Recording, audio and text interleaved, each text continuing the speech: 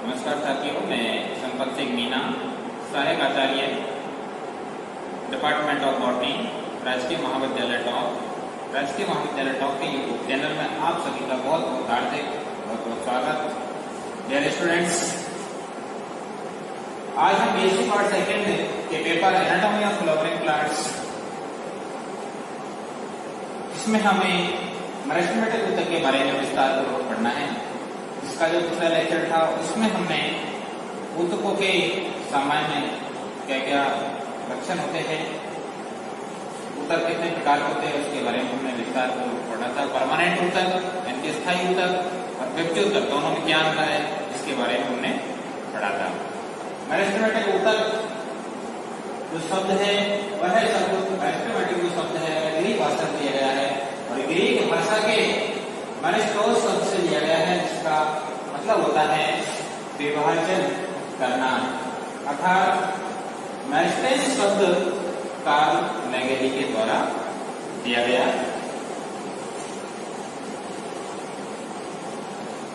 जब किसी भी प्लांट के अंतर्गत जाइगोट का निर्माण होता है और जाइगोट से आगे चलकर के जब एम्ब्रियो का निर्माण होता है, उस भ्रूण में अर्थात उस एम्ब्रियो में प्लांट की जितनी भी सेल्स होती है उन सभी सेल्स में विभाजन की क्षमता पाई जाती है।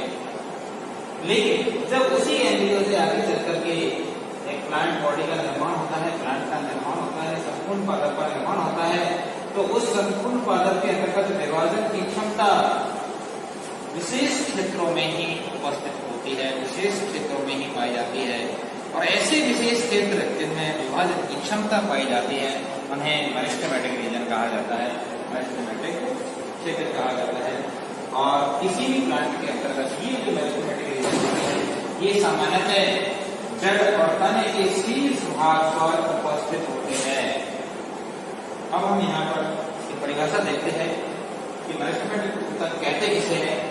तने के शीर्ष भाग पर, जड़ के शीर्ष भाग पर उपस्थित, अर्थात हम कह सकते हैं तने और जड़ के शीर्ष भाग पर उपस्थित अविभेदित विभाजन क्षमता वाली कोशिकाओं के समूह को मेरिस्टेमेटिक टिश्यू कहा जाता है। किसी प्लांट के जो तना होता है उस तने का जो शीर्ष भाग होता है इसे टर्मिनल कहा जाता है। वर्टिकल मेरिस्टेमेटिक ऊतक वहां पर उपस्थित होता है।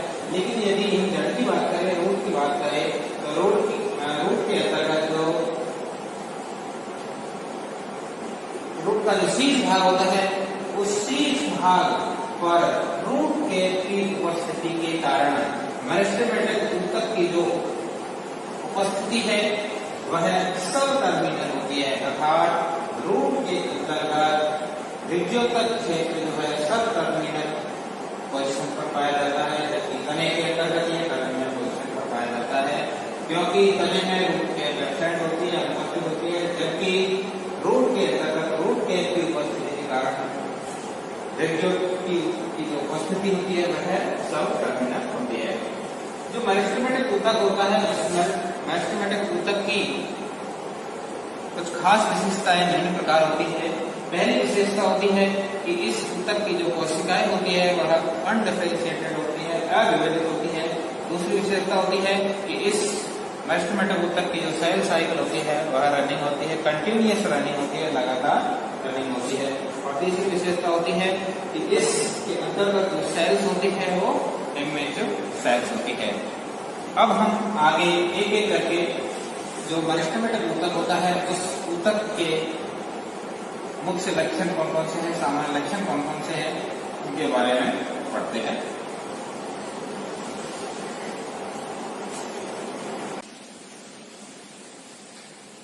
अब हम आगे मेरिस्टेमेटिक ऊतक टिश्यू के जो सामान्य लक्षण होते हैं उनके बारे में एक एक करके विस्तार से पढ़ते हैं।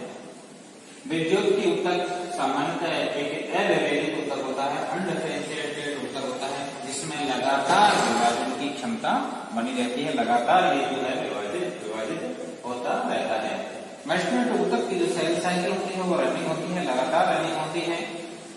नेक्स्ट पॉइंट आता है कि मेरिस्टेमेटिक ऊतक कि कोशिकाओं की जो सेल वॉल होती है वह थिन होती है, पतली होती है क्योंकि इनकी cell wall primary cell wall की बनी हुई होती है, सेकेंडरी सेल वॉल इन कोशिकाओं के अंतर्गत जो है अनुपस्थित पाई जाती है।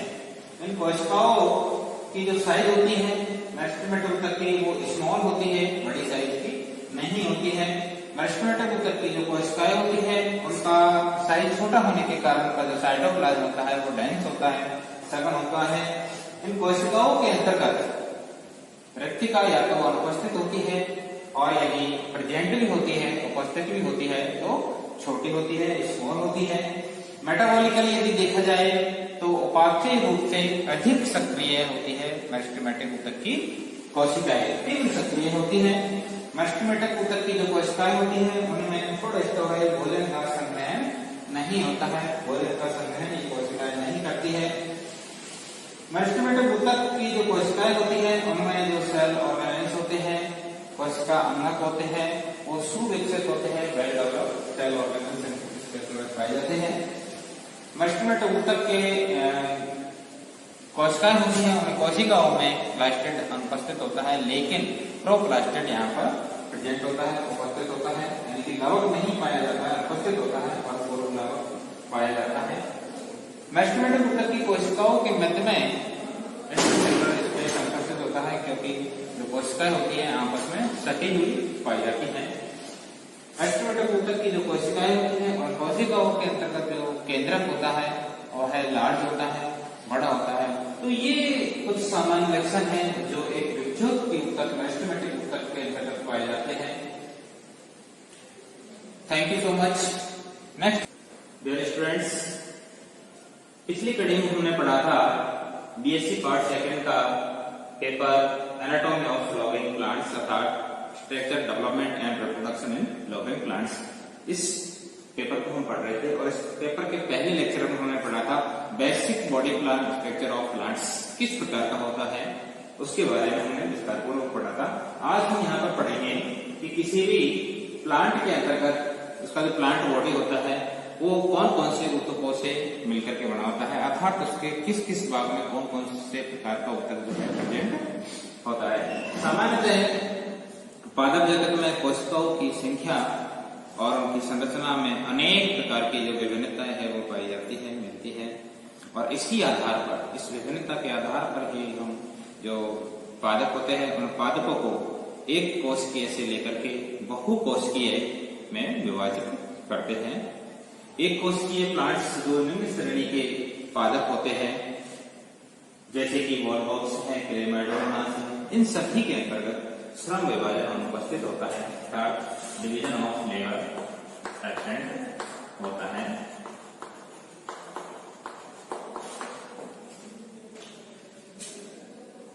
जो बहुकोशिकीय प्लांट बॉडी होता है उस बहुकोशिकीय प्लांट बॉडी के अंतर्गत जैसे कि स्पाइरोगायरा है, यूरोथ्रेक्स है और जितने भी विशालकाय प्लांट्स हैं उन सभी का प्लांट बॉडी जो है मल्टीसेलुलर होता है और उसमें डिवीजन ऑफ लेयर जो है प्रेजेंट होता है। जो निम्न श्रेणी के पादप होते हैं उन निम्न श्रेणी के पादपों में श्रम विभाजन अनुपस्थित होता है। जो एक कोशिकीय होते हैं उनमें भी अनुपस्थित होता है और साथ ही जो निम्न श्रेणी के प्लांट होते हैं उन सभी में भी श्रम विभाजन अनुपस्थित होता है। लेकिन जो आधारीय कोशिका होती है या शीर्षस्थ कोशिका होती है, एपिकल और जो बेसल सेल होती है उनमें श्रम विभाजन उपस्थित हो सकता है क्योंकि प्रत्येक कोशिका में जीवन के सभी कार्यों को करने के लिए एक पूर्ण क्षमता उपस्थित होती है। नेक्स्ट आता है ऊतक। ऊतक शब्द आयनगिरी वैज्ञानिक के द्वारा दिया गया था। अब हम यहाँ पर पढ़ते हैं कि प्लांट एनाटॉमी किसे कहते हैं। पादप शारीरिकी इसे हिंदी में कहा जाता है। पादप शरीर विज्ञान की वह शाखा है जिसके अंतर्गत पादप अंगों के भीतरी यानी कि आंतरिक भागों की संरचना का अध्ययन किया जाता है, उसे प्लांट एनाटॉमी कहा जाता है।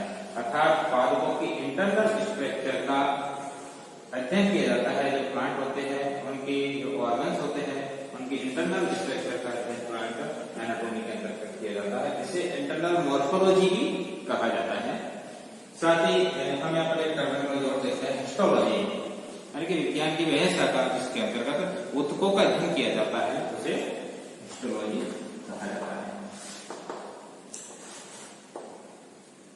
ऊतक किसे कहते हैं, यानी कोशिकाओं का ऐसा समूह जिसका ओरिजिन, जिसका कार्य और जिसकी आकृति एक समान होती है, ऐसी कोशिकाओं के समूह मिलकर के ऊतक का निर्माण करते हैं, अर्थात ऐसी कोशिकाओं के समूह को ऊतक कहा जाता है। कार्ल नागेली वैज्ञानिक के द्वारा प्लांट बॉडी में उपस्थित सभी प्रकार के ऊतकों को दो कैटेगरी में डिवाइड किया गया है। एक होता है बीजोतक मेरिस्टेमेटिक टिश्यू और दूसरा होता है स्थायी ऊतक परमानेंट टिश्यू। अब हम देखते हैं कि इन दोनों ऊतकों में क्या डिफरेंस होता है, क्या भेद होता है, और उसके बाद हम एक एक करके मेरिस्टेमेटिक ऊतक की क्या क्या विशेषताएं होती है और परमानेंट टिश्यू की क्या विशेषताएं होती है, मेरिस्टेमेटिक ऊतक कितने प्रकार का होता है और परमानेंट ऊतक कितने प्रकार का होता है, ऐसे विस्तार से आगे पढ़ेंगे। उसके पहले हम पढ़ते हैं कि मेरिस्टेमेटिक ऊतक और परमानेंट ऊतक दोनों में क्या डिफरेंस है। मेरिस्टेमेटिक ऊतक एक प्रकार का अविभेदित ऊतक होता है, जबकि परमानेंट ऊतक जो है विभेदित ऊतक होता है। मेरिस्टेमेटिक ऊतक भ्रूणीय क्षेत्र में पाया जाता है और जो परमानेंट ऊतक होता है वह प्लांट बॉडी में पाया जाता है। सामान्यतः मेरिस्टेमेटिक ऊतक की जो कोशिकाएं होती है उन कोशिकाओं में जो सेल साइकिल होती है वो रनिंग अवस्था में पाई जाती है, जबकि परमानेंट ऊतक में जो सेल साइकिल होती है वो G1 स्टेज में रुक जाती है। सामान्यतः जो परमानेंट ऊतक की यानी कि विभेदित जो कोशिकाएं होती हैं उन विभेदित कोशिकाओं की G1 स्टेज को G0 अवस्था भी कहा जाता है।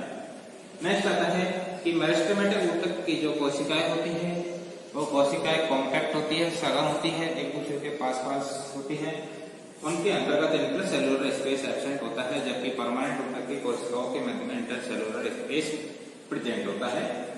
मेरिस्टेमेटिक ऊतक की जो कोशिकाएं होती है उनमें विभाजन की जो क्षमता होती है वह अनिश्चित काल तक पाई जाती है, जबकि परमानेंट ऊतक की कोशिकाओं में विभेदन यानी कि विभाजन की क्षमता अनुपस्थित होती है, नहीं पाई जाती है, लेकिन आवश्यकता अनुसार इनमें पुनः विभाजन की क्षमता प्रेजेंट यानी कि उपस्थिति हो सकती है। नेक्स्ट आता है मेरिस्टेमेटिक ऊतक की जो कोशिकाएं होती है उनमें केवल समसूत्री विभाजन पाया जाता है, अर्थात हम कह सकते हैं कि इसकी कोशिकाएं समसूत्री विभाजन के द्वारा विभाजित होती है, जबकि परमानेंट ऊतक की जो कोशिकाएं होती हैं उनमें अर्धसूत्री विभाजन के साथ साथ समसूत्री विभाजन यानी कि अर्धसूत्री विभाजन भी इसमें पाया जाता है। समसूत्री विभाजन तो होता ही है, साथ में अर्धसूत्री विभाजन भी इन कोशिकाओं में पाया जाता है, यानी कि परमानेंट ऊतक की कोशिकाएं समसूत्री विभाजन के साथ साथ अर्धसूत्री विभाजन के द्वारा भी विभाजित होती है। नेक्स्ट अंतर आता है कि मेरिस्टेमेटिक ऊतक की जो कोशिकाएं होती है उनकी जो सेल वॉल होती है वो थिन होती है, पतली होती है, क्योंकि उनकी सेल वॉल केवल प्राइमरी सेल वॉल की बनी होती है, जबकि परमानेंट ऊतक की जो कोशिकाएं होती है उनकी सेल वॉल थिक होती है। थिक क्यों होती है? क्योंकि उनकी जो सेल वॉल होती है उसमें प्राइमरी सेल वॉल के साथ साथ सेकेंडरी सेल वॉल भी प्रेजेंट होती है। नेक्स्ट आता है कि मेरिस्टेमेटिक ऊतक की जो कोशिकाएं होती है उनमें रेक्टिका या तो अनुपस्थित होती है या कम विकसित होती है, जबकि परमानेंट ऊतक की कोशिकाओं में जो रेक्टिका होती है वो अधिक विकसित पाई जाती है। साथ ही मेरिस्टेमेटिक ऊतक की जो कोशिकाएं होती है उन कोशिकाओं की कोशिकाएं उपापचयी रूप से अधिक सक्रिय होती है, जबकि परमानेंट ऊतक की जो कोशिकाएं होती है तुलनात्मक रूप से मेरिस्टेमेटिक ऊतक की कोशिकाओं के कम सक्रिय होती है, उपापचयी रूप से कम सक्रिय होती है। नेक्स्ट अंतर आता है कि मेरिस्टेमेटिक ऊतक की जो कोशिकाएं होती है वो आयताकार होती है, बहुभुजी होती है, जबकि परमानेंट ऊतक की जो कोशिकाएं होती है वो आयताकार और बहुभुजी होने के साथ साथ गोलाकार भी होती है। नेक्स्ट अंतर आता है कि मेरिस्टेमेटिक ऊतक की जो कोशिकाएं होती है उसमें जो सेल ऑर्गेनेल्स होते हैं वो कम होते हैं, कम विकसित होते हैं, जबकि परमानेंट ऊतक की जो कोशिकाएं होती है उसमें सेल ऑर्गेनेल्स होते हैं वो अधिक अंगक प्रेजेंट होते हैं। तो ये इसका मेरिस्टेमेटिक ऊतक और परमानेंट ऊतक इन दोनों ऊतकों में क्या मेन डिफरेंस है वो हमने आज यहाँ देख लिया। अब हम एक एक करके आगे पढ़ेंगे कि मेरिस्टेमेटिक ऊतक क्या होता है, इसकी क्या विशेषताएं होती हैं, कितने प्रकार है इसके, किस आधार पर इसे आगे डिवाइड किया गया है, विभाजित किया गया है, परमानेंट ऊतक क्या होता है और इसके कितने प्रकार हैं, कहाँ कहाँ पर ये दोनों ऊतक पाए जाते हैं और उन ऊतकों का क्या क्या कार्य उस प्लांट बॉडी के अंतर्गत होता है। Thank you so much. Next अगले हम क्लास में पढ़ेंगे मेरिस्टेमेटिक ऊतक के प्रकार, उनकी विशेषताएं और कहाँ कहाँ पर ये पादप अंगों के अंतर्गत